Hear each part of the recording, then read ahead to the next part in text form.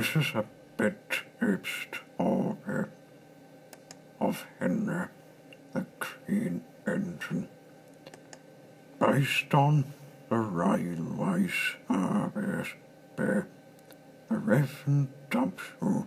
Archer and to the relied in me,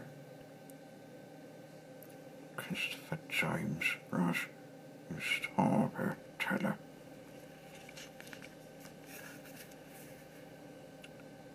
Tough ends. Shabby's more news from the region. All the engines know if numbers as well as names. You'll see them in the pictures. They are as follows: Thomas 1, Edward 2, Henry 3, Gordon 5, James 5, Thomas 1, Edward 2, Henry 3,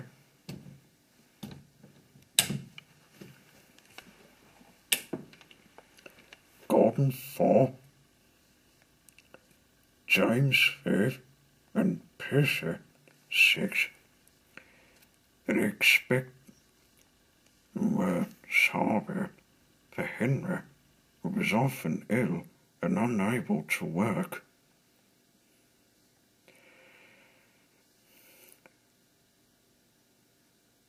He gave Sir Topham Head, who was, of course, a fit controller, a lot of water.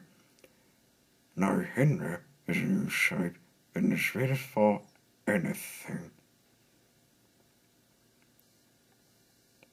These stories will tell you about it, the author.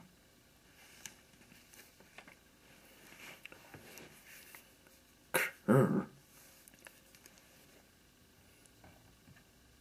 One morning, Henry the Queen Engine was feeling sorry for himself and feeling sad. He said to James, "You know, James, he suffered dreadfully, and no one cares." And James said, "Rubbish, Henry. You didn't work hard enough." Henry was bigger than James, but smaller than Gordon. Sometimes he could pull trains, and sometimes he had no strength at all. A fit controller spoke to him too. "You're too expensive, Henry. With lots of new parts, and you pay too, but I've done you no good. If it can't make you better, it must get another engine instead of you." Sorry.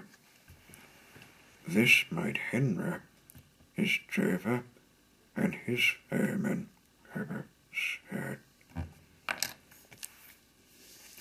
The fit controller was waiting when Henry came to the platform.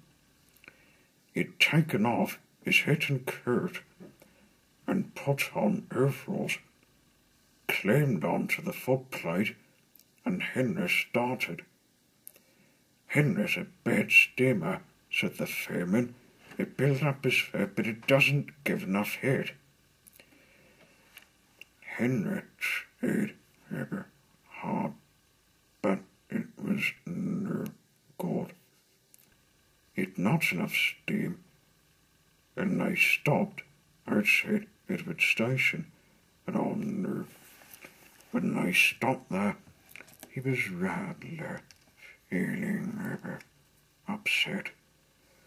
"Odds are," thought Henry sadly, "I shall have to go away. Odds are." Edward took charge of the train and Henry stopped behind. "What do you think is wrong, Eamon?" asked the Fed controller. The Eamon mopped his face. Excuse me, sir," he answered, "but the fact is the curve's wrong. You've had a lot lately, and today it's worse. Yeah, the engines can manage. They've big boxes, but Henry's small and can't make the head. Now, with Welsh crew, it'd be different engine. Welsh crew, eh?"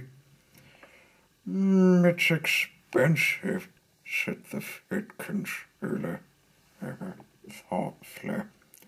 "But Henry must have a fair chance. James had been fetched him." When the Welsh crew came, Henry's driver and Eamon were excited. "Now we'll shoot them, Henry filler." They carefully oiled all his joints and polished his brass till it shone like curd. His had already been lit, so the Eamon made it carefully. He put large lumps of cur, like a wall, round the outside. Then he covered the clubbing part with smaller lumps. "You're spoiling me fair," complained Henry. "Wait and see," said the Eamon, with a roaring fair just when he wanted. He was right. When Henry reached the platform, the water was boiling nicely,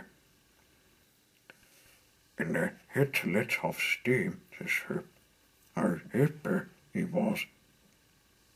He made such a noise that the Fed controller came out to see him. "How are you, Henry?" whistled Henry. "I feel fine.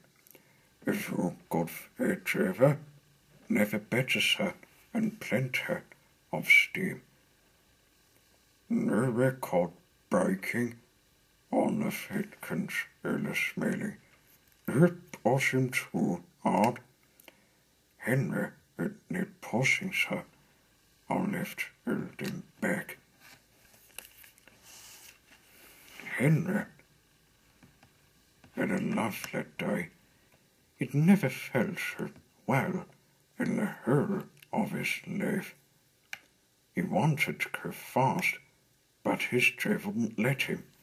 "Steady, old fellow," he would say, "there's plenty of time." I arrived early at the junction. "Have you been late at birds?" asked Henry, when Thomas puffed in. "Oh, we can't wait for dawdling tank engines like you. Good day." "What?"